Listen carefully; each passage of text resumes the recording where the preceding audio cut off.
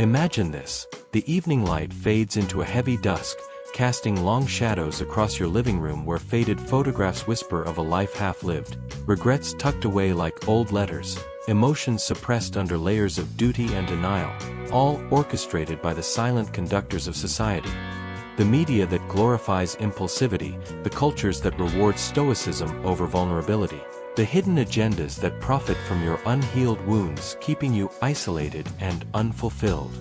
But what if, in this creeping unease of twilight reflection, I reveal to you the forbidden paths to emotional maturity, the 6 ways the wise elders have guarded, because embracing them dismantles the facade, awakening a depth of self you've been denied. These secrets aren't for the faint-hearted, they'll stir the mysteries of your soul, forcing you to confront the years stolen by immaturity. But once heard, your relationships, your peace, your very essence will evolve irreversibly, pulling you down a rabbit hole where true freedom awaits. Don't forget to subscribe, like the video and comment below with your biggest takeaway. Let me know if this is unlocking doors you never knew were locked. My seasoned companion, you've traversed half a century or more, bearing the weight of responsibilities, careers that demanded your silence, families that tested your patience, a world that peddled distractions to keep your emotions stunted, all while hidden forces like consumer culture and rigid norms profited from your unrest, selling quick fixes that never heal. But as your mentor in these shadowed truths, I'm drawing you into the first revelation, a secret they've buried deep. Develop profound self-awareness through daily reflection and journaling, the gateway to understanding your inner world that the system has obscured with noise and busyness. They don't want you knowing this because self-awareness strips away their control, empowering you to navigate emotions with wisdom instead of reaction. Consider how, in your 60s or 70s, you've perhaps reacted impulsively to a grandchild's rebellion or a spouse's forgetfulness, echoes of unexamined patterns from youth. But real studies, like those from positive psychology, show that labeling emotions and reflecting daily boosts self-efficacy, helping you trust your ability to handle life's twists. Start simple. Each evening, sit in quiet, journal 3 emotions from the day. What triggered them, how they felt in your body. For older souls like you, this isn't navel-gazing. It's reclaiming narrative from years of suppression. I've guided retirees who began this at 65, uncovering resentment from unacknowledged sacrifices. One man from Ohio journaled his grief over lost dreams, transforming bitterness into gratitude. The emotional grip. It's the unease of facing shadows, melting into satisfaction as patterns emerge. Why you withdraw during arguments, how fear masks as anger. Deeper layers. Use tools like the Geneva Emotion Wheel to pinpoint nuances, from irritation to profound sorrow, applying it to health scares or empty nests. They've hidden this because aware individuals resist manipulation, no longer buying into ads that exploit insecurities. For you, at 55 or 85, it means better decisions, choosing calm over conflict, fostering bonds that endure.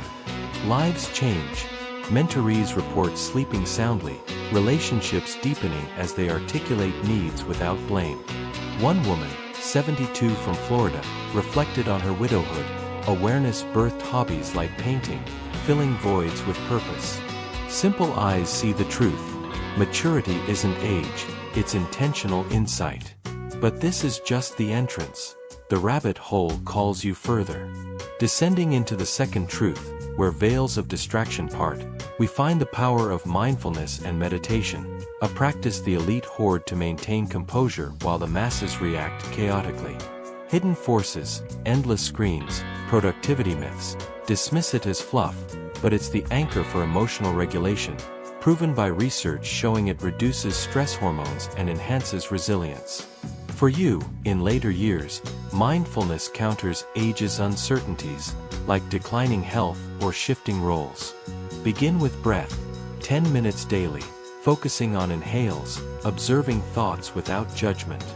Older adults thrive here, using it during walks or before bed to process day's emotions. Shapiro's studies affirm it cultivates well-being, vital for those facing retirement's void. I've seen a 68-year-old veteran integrate this. Wartime traumas surfaced, but mindfulness dissolved rage into peace, mending family ties. Emotional pull, unease of stillness gives way to empowerment, satisfying hidden cravings for control. Layers unfold. Body scans reveal tension from suppressed grief, applicable to chronic pain or loss. They obscure it to keep you dependent on pills. Awaken, and vitality surges. A mentee at 80 meditated on forgiveness. Life bloomed anew. Profound changes, less anxiety, more presence. The path deepens. In the third chamber, amid echoes of vulnerability, emerges seeking therapy or guidance, a secret they've stigmatized as weakness to profit from isolation. But therapy unmasks patterns, fostering maturity through expert tools, as Greenberg's emotion-focused approach heals deep wounds. 450-85, it's addressing lifelong baggage, regrets, unprocessed losses, in safe spaces. Commit to sessions, exploring triggers like family dynamics. Group therapy connects peers, reducing loneliness. One 75-year-old widow delved in, unearthed abandonment fears, rebuilding confidence. Grip, confronting pain, yielding healing. Hidden, it builds empathy, defying division. Lives transform, joy returns, bonds strengthen. Further, worksheets like Mood Trackers aid, tracking for therapy insights. Satisfaction in simple truths, help isn't defeat, it's strength.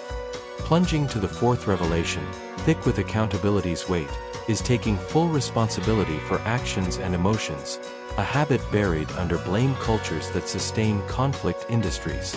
Own mistakes, apologize sincerely. Studies link this to higher satisfaction. In golden years, it means admitting errors in parenting or marriages, viewing as growth. Practice, reflect post-conflict. What was my role?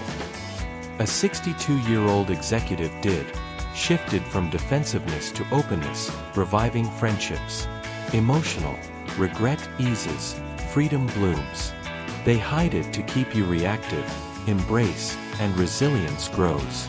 Deeper, no excuses, just learning, key for health management or legacy building. The fifth truth shimmers with boundaries clarity, setting healthy limits they've eroded with people-pleasing norms to exploit your energy. Boundaries affirm self-worth, reducing burnout per research. 4 elders say no to overcommitting, prioritizing rest. Articulate clearly, I need space today.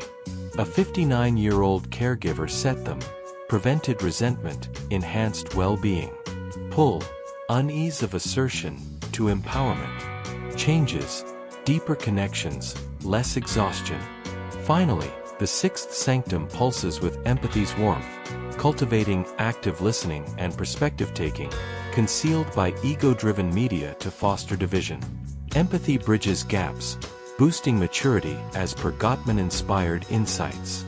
In later life, listen fully to loved ones' stories, validating feelings. Practice, mirror emotions. You seem hurt. An 81-year-old grandfather healed rifts with children. Awakening, love expands, isolation fades. Interlocked habits forge unbreakable maturity, lives forever changed in emotional depth.